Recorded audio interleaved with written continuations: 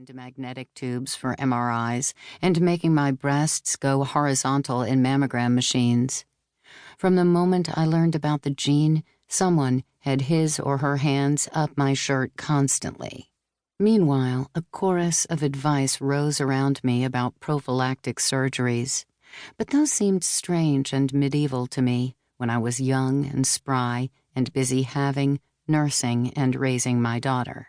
So I kept vigilant until now, when, as it turns out, I wasn't vigilant enough, and I should have done the prophylactic lopping when I had the chance. Because now, it doesn't look like it will be prophylactic anymore. Now I'm in some trouble.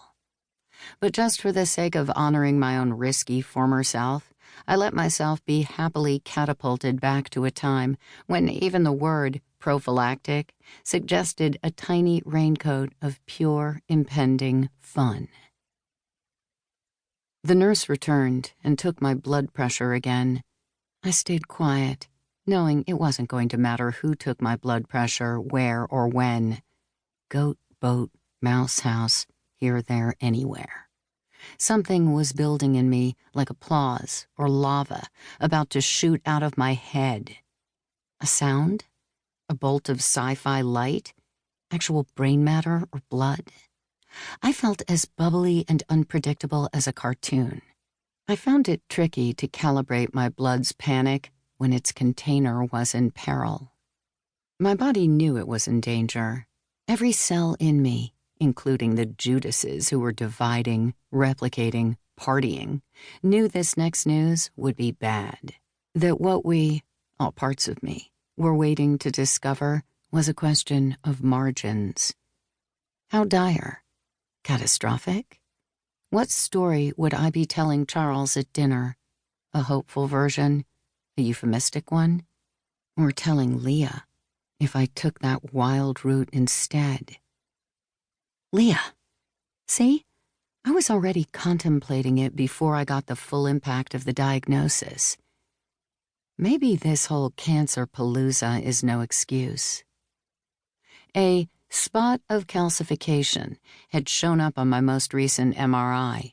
The deceptively maternal-seeming Dr. A was the one who told me this, holding my slide onto one of those backlit boxes I'd only seen in movies before. She flicked a switch and pressed the picture of tissue up onto that box of light, her broken nail pointing out a spot of white. She spit slightly when she said the word dense in her incredible sentence, because your breast tissue is especially dense. All those slobbery and disgusting S's crowding out the verb, the nouns, the actual meaning of the sentence. I never heard what the clause modified, or understood what this especial denseness foretold. Instead, I watched her spray of spit like a shadow puppet show across the lit slide, wondering whether the white spot was a presence or an absence, a small pearl in a dark sea of tissue, or something removed by a mini hole punch. Either way, corrosive cells were coursing through my marrow. Even before that appallingly alliterative appointment, or the one 3 days ago, when I heard about the dead girl and my own body's prospects veered toward worse, I had stopped watching television shows that only featured women either naked or dead. That sounds like a pretty low bar, but it eliminated everything. It excluded especially whatever my husband loved, including the pilot episode of a detective show he and the rest of the world were particularly rapturous about.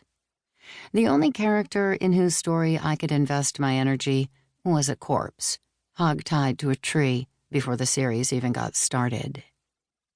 How luxurious would it be to find myself among the chorus of men in cop costumes circling that bloodless, naked body, taking notes, aroused, distressed?